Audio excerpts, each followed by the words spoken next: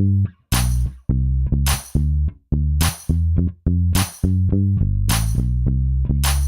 Monica. Hi, Ken. As I get older and crazier, I think back more and more to my youth, and I don't know, reminisce, yearn, whatever. Anyway, Relate. since I love to write and love to write poetry, every now and then I write a poem based going backward. And one of the things, I go back so far that I was required to study Latin. I mean, nowadays I was too, Ken. yeah, nowadays kids, they study Spanish, some study French, Chinese, some, I guess, even Japanese. But in my day, you started out, and I guess yours too, you started out, you had to take Latin first. I wasn't good at You it. were going to go to college. And I wrote a poem called The Latin Scholar just recently. And it is about my 7th, 8th grade Latin class. I'm going to love this. I close my eyes, hold my breath, and see her. That bronze-complexioned girl with cornrow hair. 7th grade, right front seat. Me, 2 rows back, conjugating Latin verbs. Amo, amas, amat, to love. She glances back and smiles, not at me. He smiles in return. For 3 years, I wanted to ask, do you know my name? Wild each day with fantasy and desires I could not frame. What did I care of Gaul and its divisions? Only amo, amas, amat, and wishes that once, just once, she would smile at me, amabo te in aeternum, until the river Styx runs dry, until cruel Cupid dies. Oh. I think people can relate, though. I think we've all had that person. They didn't want us, they wanted somebody else. Now here I am in my 80s, and I can still see her. Is she the first person that you felt that way about? I think so, yeah. Certainly the first one. Because it sticks in your mind to this day. Yeah. And do you ever wonder whatever happened to her? No, I have one sometimes friend from back then, but he wouldn't know either what happened to her. Right. Yeah. I say sometimes, every now and then we have contact. But yeah, no, but yeah, do you remember your crushes? Oh, yeah. Yeah, the first one's always the worst, though, I think. Maybe. Actually, now that I think about it, she's really not the first. It's interesting. I hadn't thought she's the first that I could frame that way. There was another girl who lived up the street from us that I used to follow around like a puppy in heat. But I couldn't put it into words then. I was No. like in elementary school. Yeah. Yeah, it's funny how young we are actually when we get attracted to, to whatever person we get attracted to. And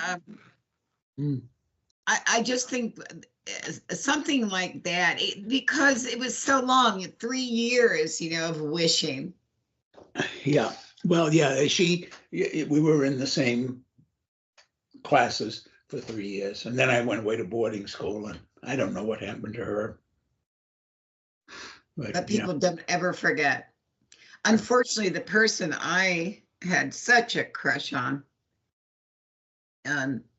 got killed in a head-on collision at a very young age. you know. Were So you still in contact with them?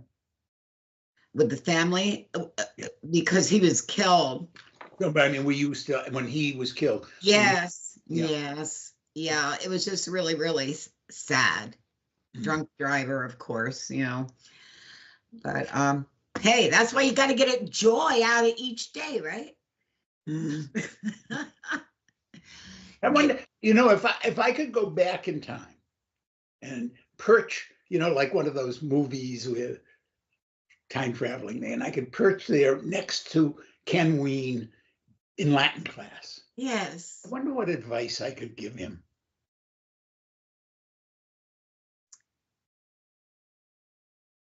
That Mr. Kenneth Wein is a unique individual on his own. And that one day there's going to be someone who sees that within Mr. Kenneth Wein. And they're going to fall passionately. I shouldn't say to him, go up and pass her a note. Or ask. You didn't have the guts Why to not? do that, though, right? Why not? You see. Yeah, why not? All she could do is. Why him? Not me. Yeah. She probably had no idea that you cared about her, right? I don't know. I mean, you probably just would say hi to her when you could.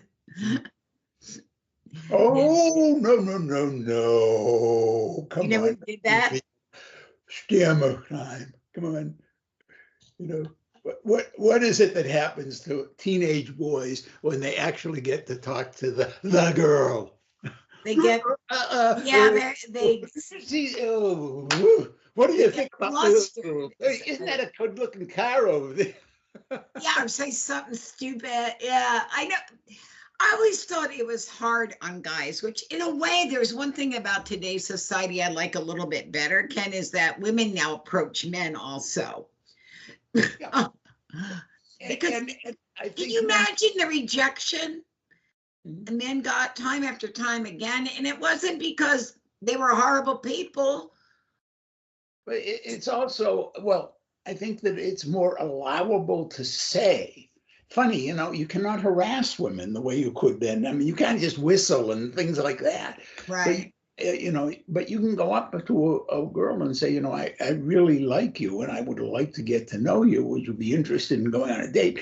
And you're not considered some kind of freak now. Mm-hmm. But back then, it was like it was almost like you weren't supposed to do that kind of thing, I think it's in some ways it's gotten easier for that. Yeah, I think so. That's one positive. Hey, there's a positive thing to bring us. On the other hand, I also see that a lot of young people really take their relationship much more casually. Yes. They're not assuming, oh, I'm pairing up for life. That's another great option. They're not saying, oh, I'm going to get married, or it's this or nothing. And I like that. Yeah, we can be be like this. Well, there's many a miserable marriage made from people who felt they were just trapped in something that they had committed to when they really shouldn't have. And as someone who had parents who divorced, it was miserable for the kids when they were together. I was overjoyed when my parents got divorced. And that was back in that day. So when it was, we were looked down upon, divorced family. Yeah, some things have gotten better in society. Yes. Yeah. Anyway, folks, we hope you're having a wonderful life. And if you are, or if you're not, reach out to us, share with us. Yeah, and hey, if you have a good poem to share, let us know. Yeah, we might put it on the air. We do poetry. Have a good one, folks. Bye-bye. Bye, folks.